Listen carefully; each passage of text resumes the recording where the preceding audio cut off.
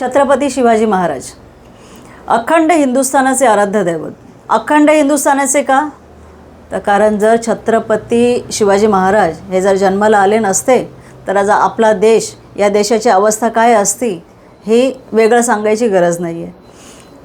ज्या छत्रपती शिवाजी महाराजांनी हिंदवी स्वराज्याची स्थापना रायरेश्वरावरती करंगडी आपले कट करून त्यांनी जी शपथ घेतली होती रक्ताचा अभिषेक करून, आणि नुसती शपथच घेतली नाही तर हिंदवी स्वराज्य स्थापनसुद्धा केलं. आपल्या घरातले देव सुरक्षित ठेवले, आपल्या मुलीबाळी त्यांची इज्जत ही सुरक्षित ठेवली. ते छत्रपती शिवाजी महाराज महाराष्ट्रामध्ये येतात. हे साधू बाबा जे झालेले आहेत, धीरेंद्र शास्त्री, ज्याचा काही दिवसांपूर्वी एक व्हिडिओ आलेला ह्युमन ट्रॅफिकिंगचा, हा धीरेंद्र शास्त्री महाराष्ट्रामध्ये येतो. महाराष्ट्रातले सन्माननीय मुख्यमंत्री देवेंद्र फडणवीस साहेब, केंद्रीय मंत्री नितीन गडकरी साहेब यांच्या समोर तो छत्रपती शिवाजी महाराजांवरती एक टिप्पणी करतो. टिप्पणी अशा प्रकारे करतो की जेव्हा शिवाजी महाराज युद्ध करून थकले होते तेव्हा त्यांनी काय केलं तर रामदास स्वामींकडे गेले, त्यांच्याकडे आपला जिरेटोप वगैरे काढून ठेवला आणि त्यांना म्हणाले की महाराज आता मला युद्ध करून मी थकलेलो आहे, तेव्हा हा राजपाट तुम्ही सांभाळा. एवढं मोठं विधान हा धीरेंद्र शास्त्री करतो आपल्या मुख्यमंत्र्यासमोर, आपल्या नितीन गडकरी साहेबांसमोर, आणि ह्यांच्या तोंडातून एक शब्द पण निघत नाही. आणि मग ह्यांना अनाजी दत्तो म्हटलं ना की मग ह्यांना राग पण येतो. म्हणजे इतिहासाची मोडतोड करणं एवढं सोपं काम झालेलं आहे ना की इतिहासाची मोडतोड करा. म्हणजे हा धीरेंद्र शास्त्री असेल, आता मागे तो भरत कोश्यारी, त्याने एक वेगळा इतिहास सांगितला. आणि आपण इतके शंड बनलेलो आहेत ना की हे जे काल जन्माला आलेले जे ढोंगी साधू बाबा बनून फिरणारे हे धीरेंद्र शास्त्रीसारखी लोक हे महाराष्ट्रामध्ये येतात आणि आपल्या महापुरुषांवरती वाटेल तशी टिप्पणी करतात. आणि ह्यांना जरासुद्धा चीड येत नाही, ह्यांना जरासुद्धा राग येत नाही.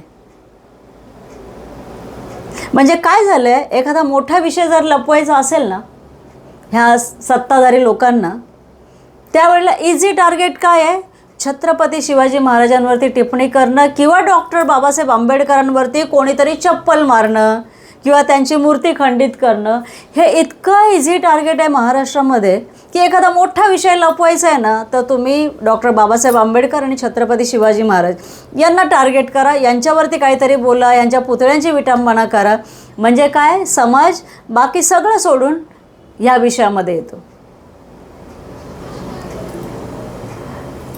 म्हणजे सत्ताधारी लोक आहेत, तुम्ही छत्रपती शिवाजी महाराजांच्या नावाने राजकारण करता, डॉक्टर बाबासाहेबांच्या नावाने राजकारण करता, आणि वेळेनुसार त्यांचा कसा अपमान करायचा ते पण तुम्हाला माहिती आहे चांगल्या प्रकारे. लक्षात ठेवा, जेव्हा अति होतं ना तेव्हा मातीसुद्धा होते. एवढ्या वर्षांचं मोगलांचं राज्य हे सुद्धा नेस्तनाबूत झालेलं आहे. तो औरंगजेब सुद्धा ह्याच मातीत गाडला. तेव्हा महाराष्ट्रातल्या जनतेला मूर्ख समजायचं आहे ना, हा विषय बंद करा देवेंद्र फडणवीस. कारण तुमची कथनी आणि करणीमध्ये खूप फरक आहे. तुम्ही जेव्हा म्हणता ना की तुम्ही महाराष्ट्राच्या बाजूने आहे किंवा मराठी माणसासाठी तुम्ही काहीतरी करताय, पण नाही, तुम्ही शेवटी अनाजी दत्तोची पिलावळ आहात.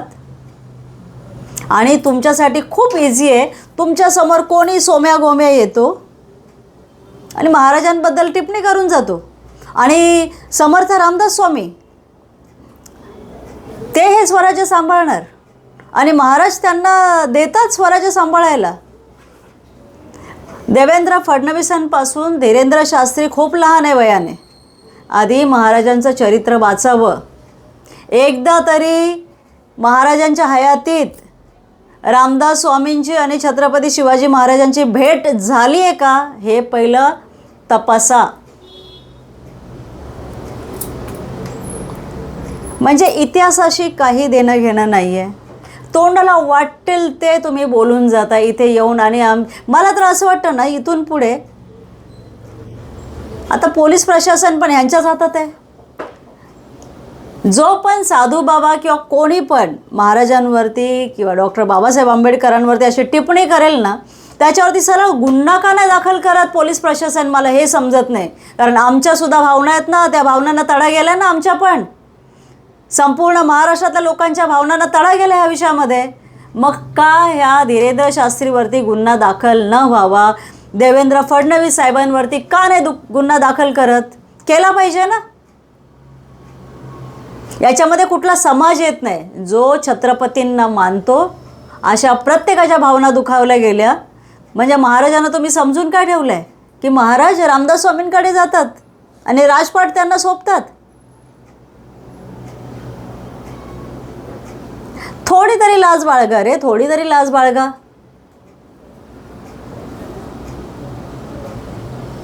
म्हणजे अक्षरशः चीड आणण्यासारखी गोष्ट आहे, चीड आणण्यासारखी. महाराजांच्यासाठी एवढे अवमानास्पद शब्द कसे निघतात तुमच्याकडनं?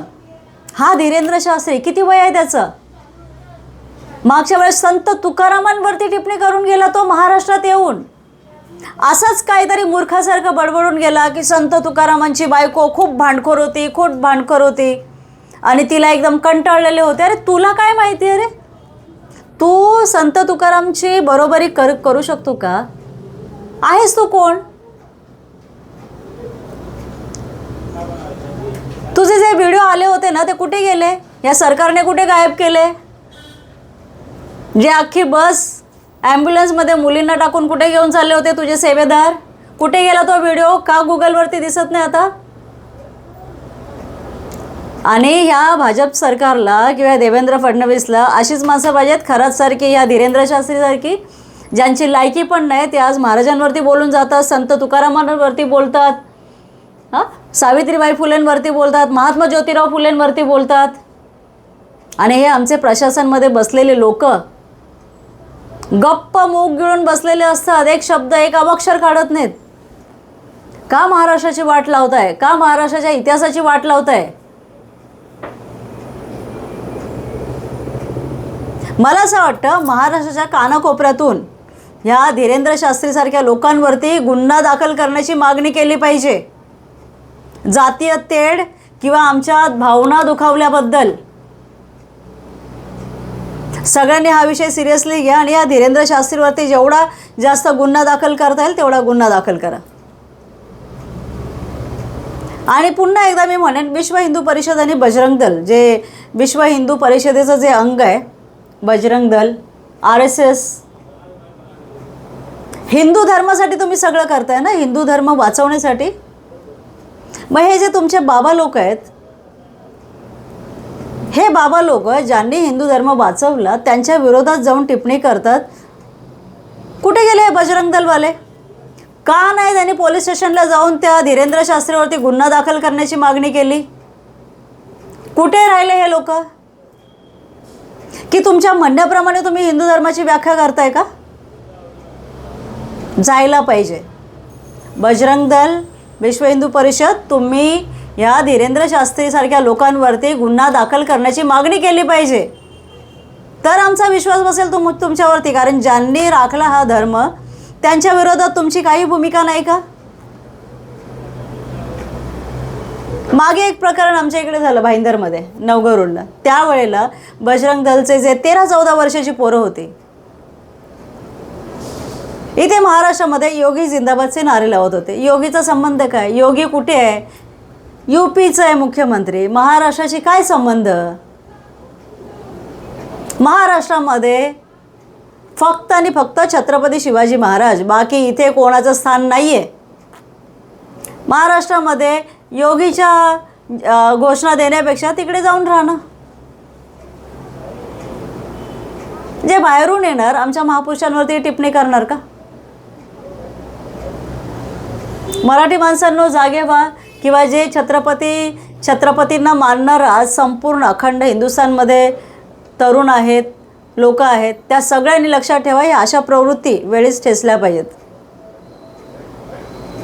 बघा मी बोलते ते पटतंय का? कमेंटमध्ये सांगा. धन्यवाद. जय हिंद, जय महाराष्ट्र.